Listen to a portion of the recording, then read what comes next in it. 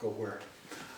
In this episode, we're going to talk about the Sylvia Hook and Ladder and their ladder wagon. This is the only piece that is left that belongs to the Sylvia Hook and Ladder Company, which was the third company formed in the village. It's the only hook and ladder company in the village. They came about in 1878. This is their ladder wagon. It's hand drawn. The ladders were used to reach second floor or maybe third floor if they absolutely had to. And they would have, they would help with bucket brigade. Sometimes they would take a bucket brigade up the ladder, and these are similar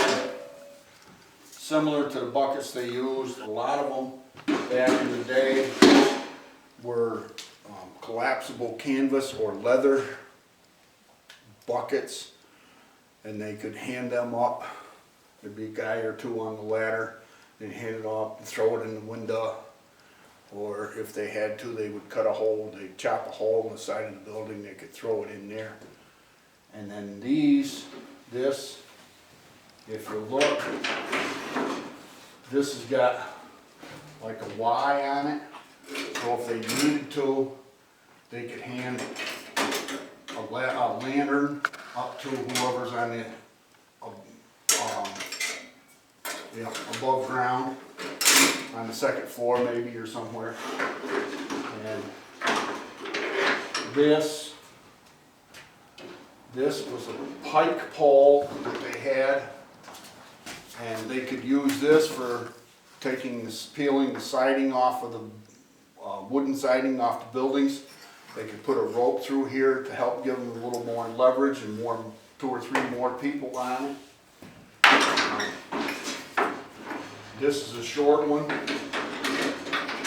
that one guy would use, and he could hook onto the siding. He could use this point to, most of your buildings were clapboard, what they called a clapboard, which was nothing more than boards that overlapped a little bit, and you could get this point underneath and pry it up enough so that you could get the hook underneath and turn it just a little bit and pull down on the clapboard to pull the clapboards off.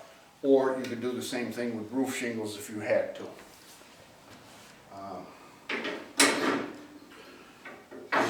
This machine, this ladder wagon,